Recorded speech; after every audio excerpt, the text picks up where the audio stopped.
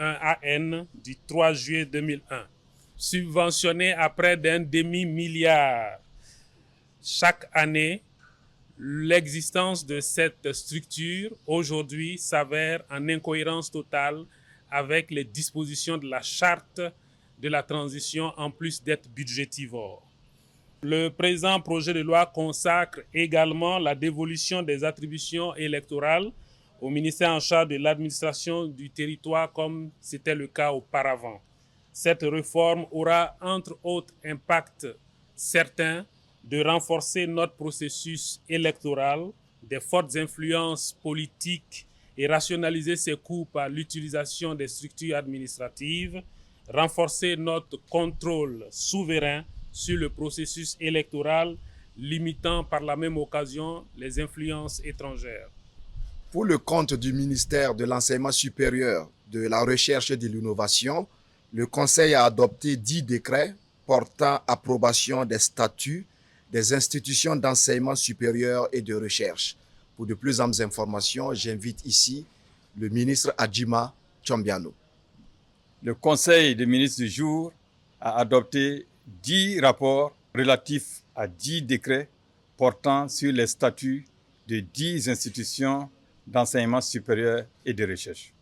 Alors, il faut souligner que la relecture de ces statuts s'imposait d'abord à la suite des recommandations de la 25e Assemblée générale des établissements publics de l'État qui recommandait justement la prise en compte de bureaux comptables des matières dans les différents textes.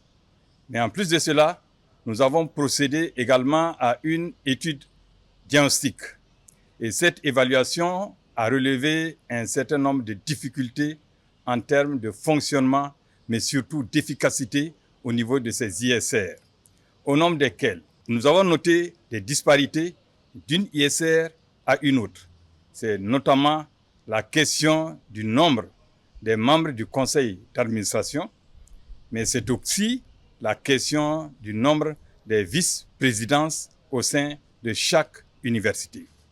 En plus de cela, une des questions importantes aujourd'hui, c'est la prise en charge efficace de la question de professionnalisation et de l'entrepreneuriat au sein de nos offres de formation. Certes, il existait une vice-présidence dédiée à cette question, mais on n'arrivait pas encore à avoir cette efficacité qui intégrait donc la prise en compte de ce caractère professionnalisant dans les offres de formation. Par ailleurs,